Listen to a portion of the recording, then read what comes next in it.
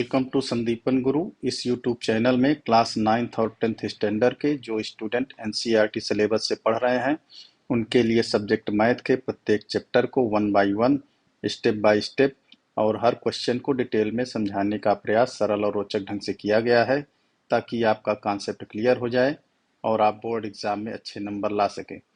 तो अपडेट को जानने के लिए चैनल को सब्सक्राइब कर लीजिए, बेल आइकन को दबा दीजिए और ज़्यादा से ज़्यादा लाइक और शेयर कीजिए। तो कॉपी पेन रेडी कर लीजिए। चलिए शुरू करते हैं आज का वीडियो।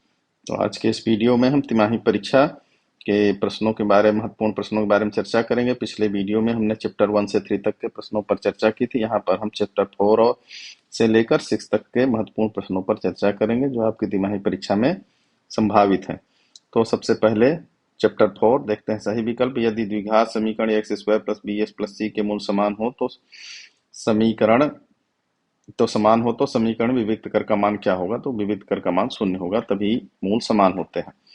वर्ग समीकरण X square plus x minus 1 के मूलों की प्रकृति क्या है? तो वास्तविक है, मूल है भिन्न भिन्न। यदि किसी द्विघात समीकरण में चर की अधिकतम घात कितनी हो सकती है? तो 2 हो सकती है। द्विघात है तो 2 होगी।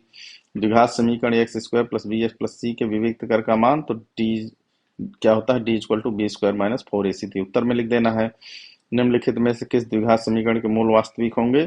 तो यही डी निकाल के हम पता कर सकते हैं। यदि धनात्मक या जीरो है तो मूल वास्तविक होंगे। तो कौन सा है? X square plus 9x plus 4 बराबर 0। द्विघात समीकरण 2x square minus 7x plus 6 के मूल क्या होंगे? तो इसके मूल होंगे 3/2 और 2। कह रहा कि निम्न में से कौन सा एक वर्ग समीकरण नहीं है? तो नहीं है तो x माइनस 2 का होल स्क्वायर बराबर एक्स स्क्वायर प्लस 3 ये द्विघात समीकरण नहीं है। 8वां प्रश्न देखते हैं। यदि 1/3 वर्ग समीकरण एक्स स्क्वायर प्लस के एक्स माइनस 5/3 बराबर 0 का एक मूल है तो k का मान क्या हो जाएगा? 14/3 होगा।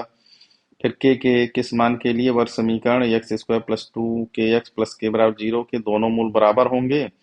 तो बी स्क्वायर माइनस 4ac निकालेंगे तो इसमें उत्तर आ जाएगा आपका 0 और 1। फिर 10वां प्रश्न है, द्विघात समीकरण के विविक्त कर का मान क्या होगा? तो इसका 28 उत्तर आएगा। फिर दिया है द्विघात समीकरण के मूल कैसे हैं? तो वास्तविक है। फिर इसका उत्तर होगा द्विघात समीकरण के मूलों की अधिकतम संख्या कितनी है? तो मूलों की अधिकतम संख्या कितनी हो सकती है? 2 हो सकती है। फिर समीकरण में x माइनस 1 का होल स्क्वायर का हल क्या होगा? तो 1 1 होगा। फिर समीकरण दिया हुआ इसके मूलों की प्रकृति पूछ रहा है तो ये वास्तविक होगी। फिर इस समीकरण एक्स स्क्वायर प्लस 5x बराबर 0 के मूल क्या होंगे? 0 माइनस 5 होंगे। जब वर्ग समीकरण X square plus B X plus C के मूल समान हो तब तो बी स्क्वायर माइनस 4ac बराबर 0, तो बी स्क्वायर बराबर 4ac हो जाएगा। अब अगला प्रश्न देखते हैं। रिक्त स्थान प्रश्न नंबर 2, एक समीकरण px बराबर 0 दिया है जहां px घात 2 का बहुपद है तो ये क्या कहलाएगा? द्विघात समीकरण कहलाएगा। किसी द्विघात समीकरण के अधिकतम मूल कितने हो सकते हैं? 2 हो सकते हैं। समीकरण x minus 3 into x plus 4 का मूल क्या होगा? तो ये 3 और ऋण 4 होगा।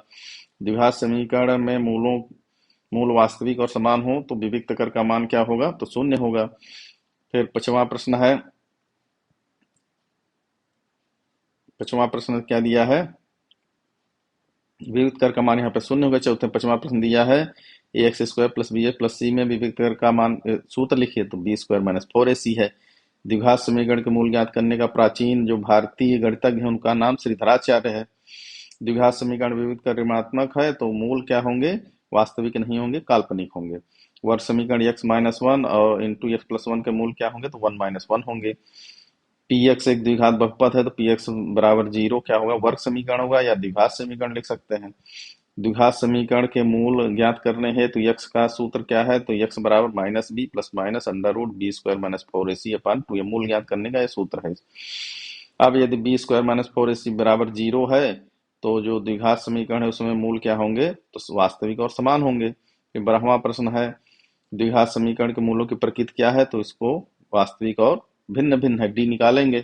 अब सही जोड़ी है, यदि किसी द्विघात समीकरण का विविध कर D is greater than or equal to 0 है तो मूल वास्तविक तथा भिन्न होंगे तो इसको इसके सामने लिखना है।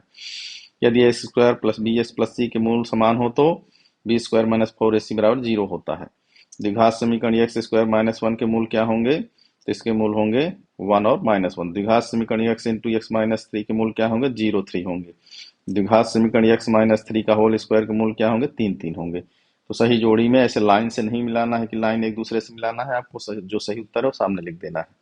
अब एक शब्द में देखते हैं द्विघात समीकरण में मान बी स्क्वायर माइनस 4ac क्या कहलाता है? तो विविक्त कर कहलाता है। यदि किसी द्विघात समीकरण का मूल वास्तविक समान हो तो उसका विविक्त कर कितना होगा? शून्य होगा। तीसरा प्रश्न है, यदि किसी द्विघात समीकरण विविध कर का मान ऋणात्मक हो तो उसके मूलों की प्रकृति काल्पनिक होगी, वास्तविक नहीं होगी। यदि किसी द्विघात समीकरण विविध कर का मान धनात्मक हो तो उस समीकरण के मूलों की प्रकृति वास्तविक और भिन्न भिन्न होगी। द्विघात समीकरण का मानक रूप क्या है? तो X square plus B S plus C बराबर 0, जहाँ A is not equal to 0 है। फिर छठवां प्रश्न है, द्विघात समीकरण का विविध कर ज्ञात करने का सूत्र D equal to B square minus 4ac है। यदि किसी वर्ग समीकरण का विविध कर धनात्मक पूर्ण संख्या हो तो उसके मूल वास्तविक और भिन्न भिन्न होंगे। अब दिया है वर्ग समीकरण के मूलों का योगफल कितना है? तो माइनस बी अपान ए होता है, तो यहाँ पे 4 है तो माइनस 4 हो जाएगा। फिर वर्ग समीकरण के मूलों का गुणनफल तो सी अपान है, तो 6/2, तो 2 तिहाई 6 3 हो जाएगा। फिर समीकरण जिसमें चर की अधिकतम घात 2 हो तो क्या कहलाता है? वर्ग समीकरण या द्विघात समीकरण कहलाता है। फिर इसमें कह रहा है क्या एक द्विघात समीकरण है? तो नहीं है, क्योंकि यहाँ पे ये रूट यक्स है।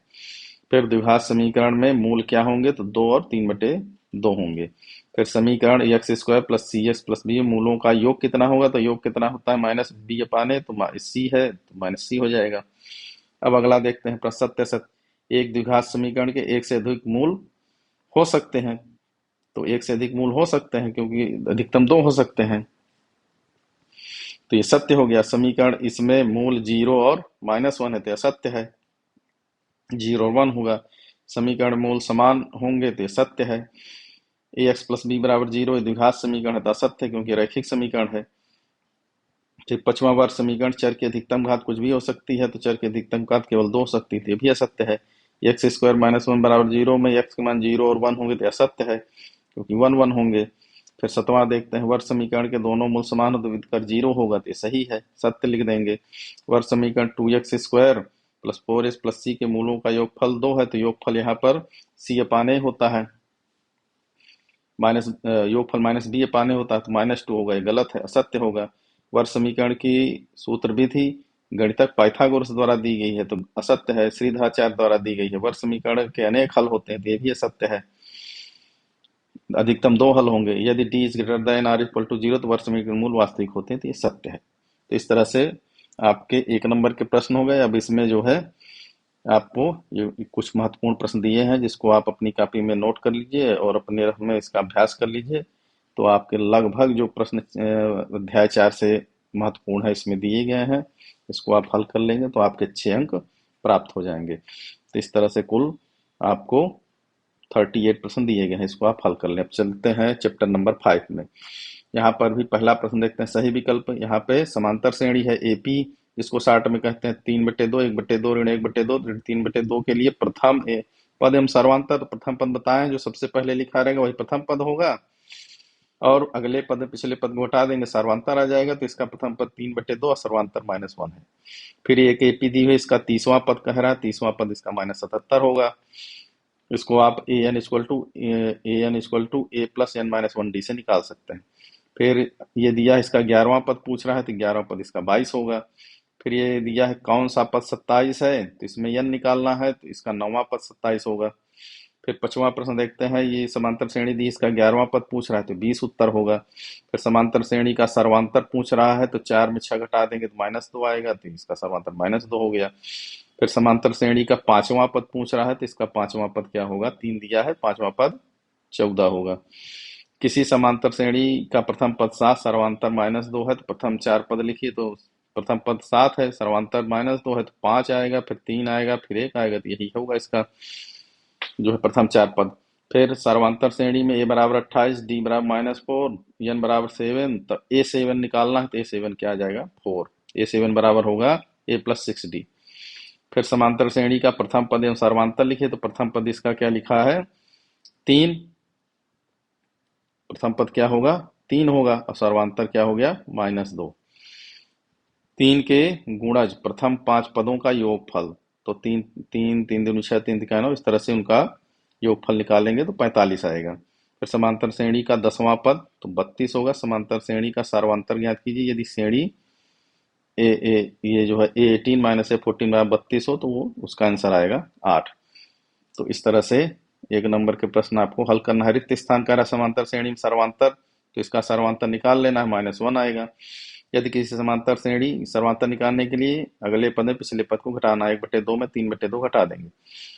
तो यदि किसी समांतर श्रेणी का nवां पद 3 + 2n है तो श्रेणी का प्रथम पद क्या होगा, तो इसकी जगह 1 लिख देंगे n की जगह, तो 3 2 5 हो जाएगा।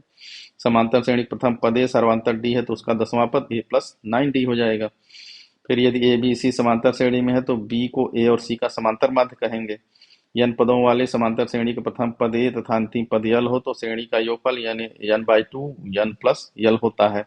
समांतर श्रेणी के कोई दो लगातार पदों का अंतर सर्वांतर कहलाता है। 9 और 7 का समांतर माध्य कितना होगा, तो 8 होगा। 9 और 7 के बीच में 8 आता है। समांतर श्रेणी ये जो दी हुई है का सर्वांतर निकालना है तो इसका सर्वांतर जो है 1/√5 हो जाएगा। फिर 9वां प्रश्न देखते हैं, इसका 8वां पद कह रहा है 23 होगा।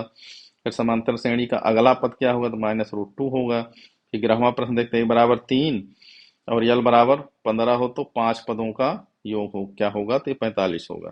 फिर समांतर श्रेणी ए बराबर -18 एन बराबर 10 ए एन बराबर 0 तो सर्वांतर डी बराबर कितना होगा, तो डी का मान क्या आ जाएगा, 2। अब चलिए आगे देखते हैं सही जोड़ी में। तो व्यापक समांतर श्रेणी एपी का मानक रूप क्या है, a+a+d a+2d a+3d, इसको इसके सामने लिख देना है। ऐसी समांतर श्रेणी जिसमें पदों की संख्या सीमित हो तो उसे परिमित समांतर श्रेणी कहते हैं। ऐसी समांतर श्रेणी जिसमें पदों की संख्या असीमित हो तो उसे अपरिमित कहते हैं। समांतर श्रेणी का nवां पद का सूत्र क्या है, an = a + n-1d। समांतर श्रेणी के n पदों का योग का सूत्र क्या है, Sn बराबर n/2 2a + n-1d। इस तरह सूत्र याद है तो आप लोगों से आसानी से बन जाएगा। अब एक शब्द में उत्तर कह रहा, समांतर श्रेणी दिया है, 10वें पद का मान निकालिए। 10वां पद 47 होगा। फिर इसमें पदों की संख्या बताइए, तो इसमें पदों की संख्या कितनी होगी, 19 होगी। n निकालना है। समांतर श्रेणी है या नहीं है, तो यह समांतर श्रेणी है। इसमें सर्वांतर निकाल लेंगे। फिर चौथा प्रश्न कह रहा है का अगला पद क्या होगा, तो इसका अगला पद -8 होगा। फिर इसमें कह रहा है 5वां प्रश्न में कि सर्वांतर क्या होगा, तो इसका सर्वांतर क्या होगा, 6 होगा। यदि किसी श्रेणी में पदों की संख्या सीमित न हो तो उसे क्या कहेंगे, तो अपरिमित कहेंगे।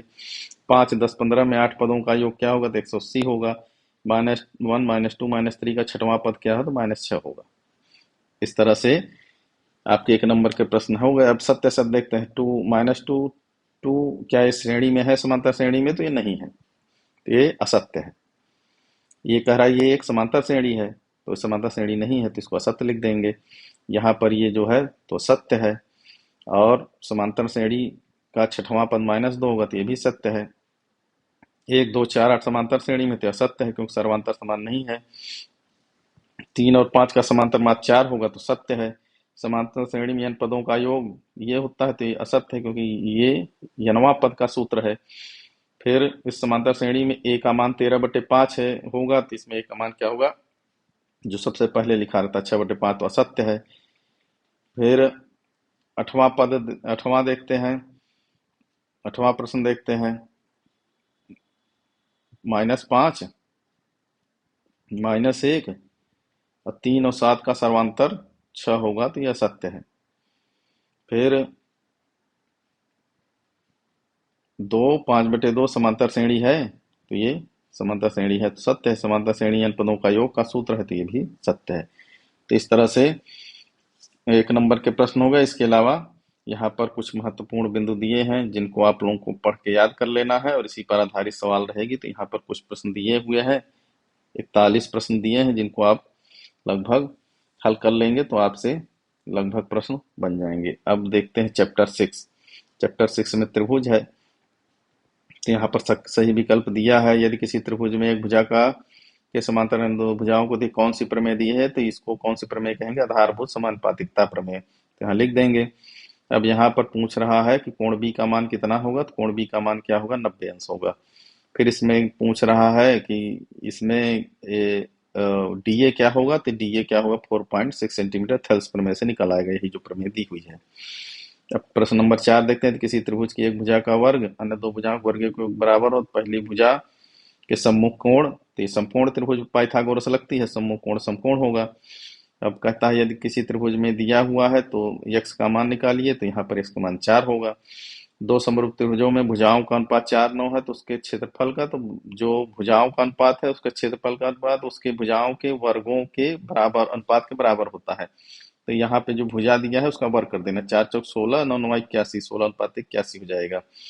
पाइथागोरस प्रमेय भारत के निम्न गणितज्ञ द्वारा, तो बौधायन प्रमेय भी कहते हैं, बताए थे, तो ये बौधायन है। फिर प्रश्न नंबर 8, सभी वर्ग होते हैं समरूप होते हैं, सभी वर्ग, सभी वृत्त, सभी समबाहु त्रिभुज। एक आदमी पूर्व की ओर 12 किलोमीटर चलता है, उत्तर की ओर 9 किलोमीटर चलता है, प्रारंभिक बिंदु से कितनी दूर है? 15 मीटर दूर है। फिर 10वां प्रश्न है, तो 10वां प्रश्न में कौन सा समकोण त्रिभुज है यदि उसकी भुजाओं की लंबाई निम्न है? तो 6 8 10 होगा। फिर 11वां प्रश्न है, दो समरूप त्रिभुजों का क्षेत्रफल 9 और 16 है, तब इसका जो है तो वर्गमूल निकाल लेना है। तो भुजाएं आ जाएंगी, भुजा दी हुई है तो वर्ग कर देना है, और क्षेत्रफल दिया है तो वर्गमूल निकाल लेना, तो 3 और अनुपात 4 हो जाएगा। यदि त्रिभुज एबीसी समद्विबाहु समकोण त्रिभुज है तो उसमें कर्ण की लंबाई क्या होगी? तो कर्ण की लंबाई निकाल लेना है, तो 8 सेंटीमीटर होगा। कर्ण का वर्ग बराबर लंब का वर्ग धन आधार का वर्ग होता है।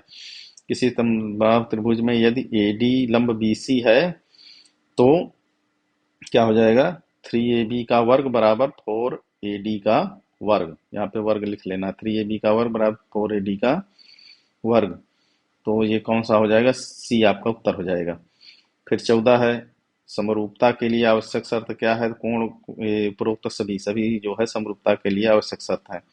फिर भुजाओं से निर्मित त्रिभुज कैसा होगा? तो समकोण त्रिभुज होगा।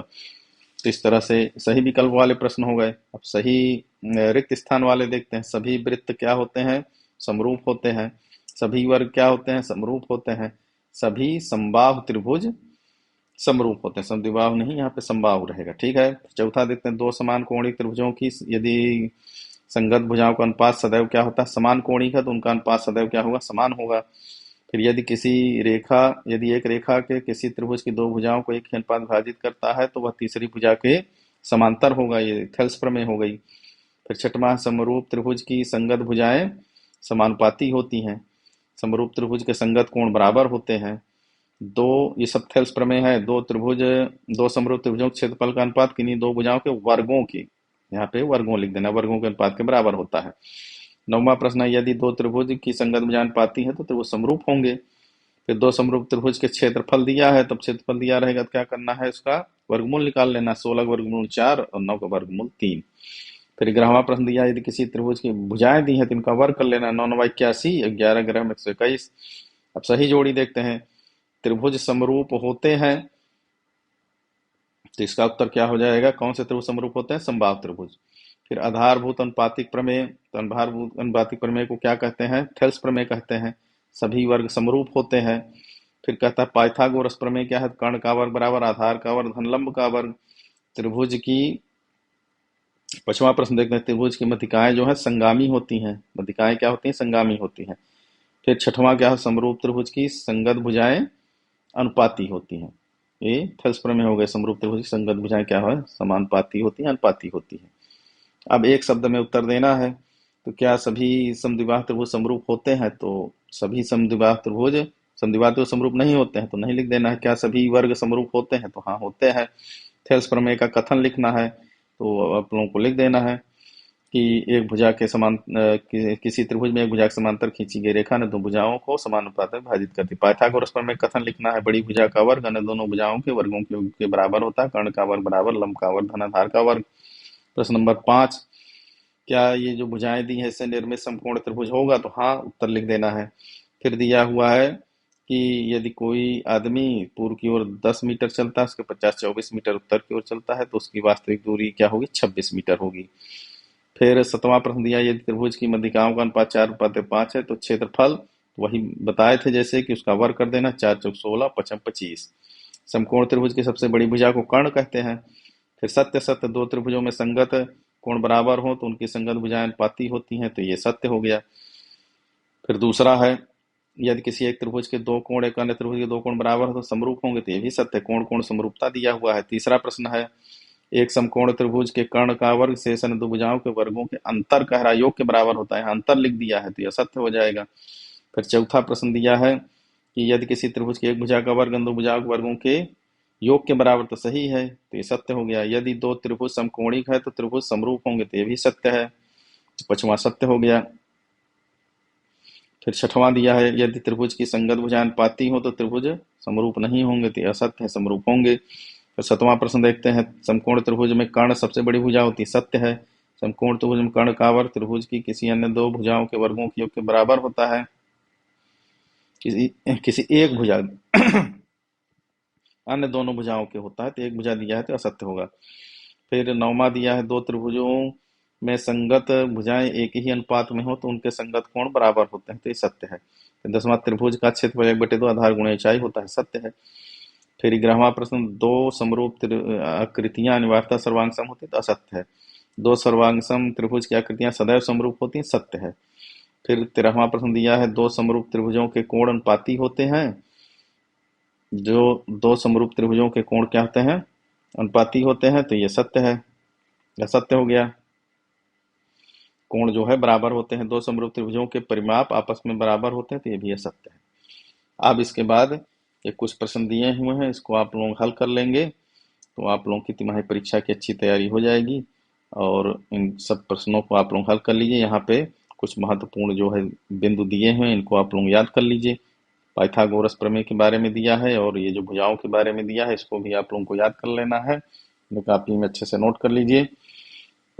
इतनी तैयारी कर लेंगे तो चैप्टर 1 से 6 तक के दोनों वीडियो आप लोग देख लीजिए, इनके प्रश्नों को हल कर लीजिए, तो आपकी तिमाही परीक्षा में अच्छी तैयारी हो जाएगी और अच्छे अंक आप प्राप्त कर लेंगे। तो आप सभी को शुभकामनाएं, आप परीक्षा में अच्छा जो है तो अंक प्राप्त करें। इसके साथ ही धन्यवाद।